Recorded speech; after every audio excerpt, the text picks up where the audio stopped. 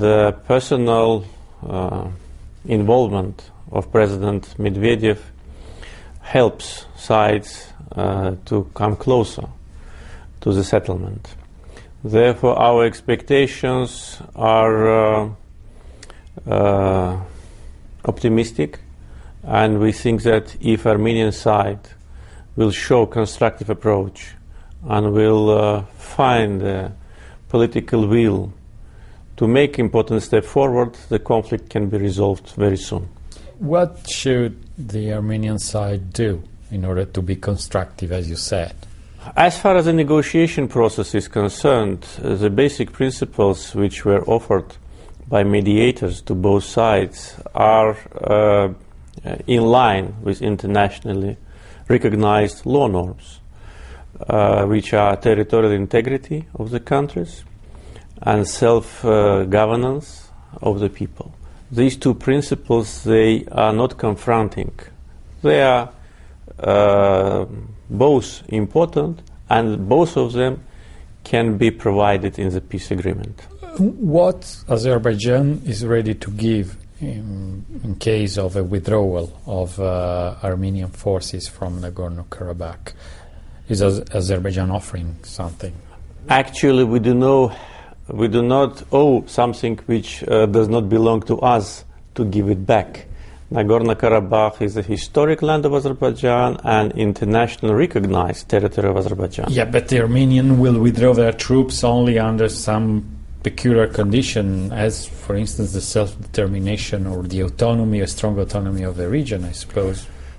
For many years, our position was very clear, and several times I personally publicly declared that we are ready to grant the highest possible autonomy existing in the world to people who live in Nagorno Karabakh and who will return back to Nagorno Karabakh. How should this autonomy work, according to you? That will be the subject for future negotiations, and to our mind it could be a vast autonomy. The positive example of autonomies existing in Europe, I think, could be very attractive, because it will be difficult for us to invent something new. We have these positive examples in European countries. For instance? For instance, in Italy, in Tyrol, in other places, where a central government pays a lot of attention, maybe much more attention, to autonomy, and financial support is much broader, in order to provide decent living conditions for the people. We can do the same. Azerbaijan is a country with vast financial resources, and for us it will not be a big problem to implement serious social and economic development programs for Nagorno Karabakh. What is your impression about the current Armenian political leadership approach to this problem? Do you think that they are more open-minded than in the past? Until a certain period of time, there was a mood in Armenia that they will keep the status quo as long as they can, and they will succeed in doing that. But important developments in recent months show that international community and the co-chairs of the Minsk group, United States, Russia and France, and their leaders made a very straightforward statement that status quo is not acceptable.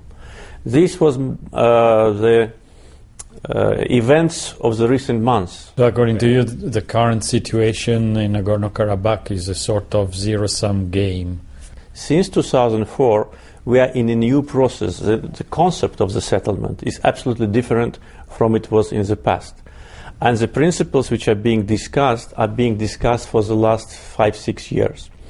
This is first. So it was a process. It was not just all of a sudden we came to more close understanding. Second, I think, the most important is that there is a clear understanding in the world that Nagorno-Karabakh conflict is not a frozen one.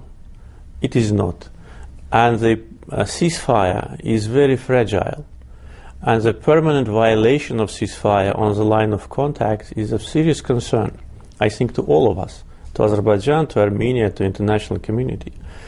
Another important moment is that the balance of powers between Armenia and Azerbaijan changed dramatically during the last several years. Today, for instance, the budget spendings of Azerbaijan are 10 times more than of Armenia.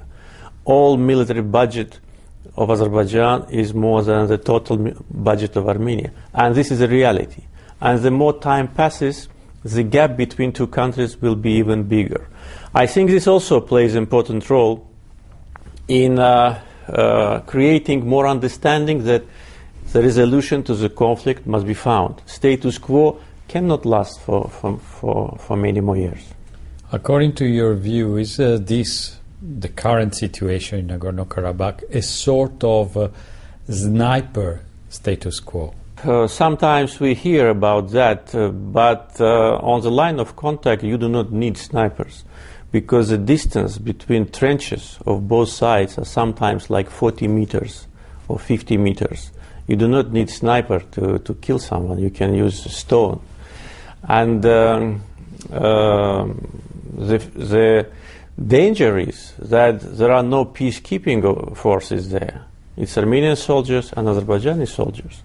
And the peace is being maintained by both sides. Yes, there are shootings, violations of ceasefire, deaths of civilians, like a 9-year-old boy was killed by Armenian soldiers in March. But this is the reality of war. War is not over. Ceasefire does not mean that we have peace. And I think that the importance of this moment is understanding by international community, by mediators, that war is going on. We need to put an end to that. We need to put an end to hostility. In order to do it, status quo must be changed. Azerbaijani territories must be liberated. Our people have a right to go back to their homes. And this is their right. And they must be allowed to do it.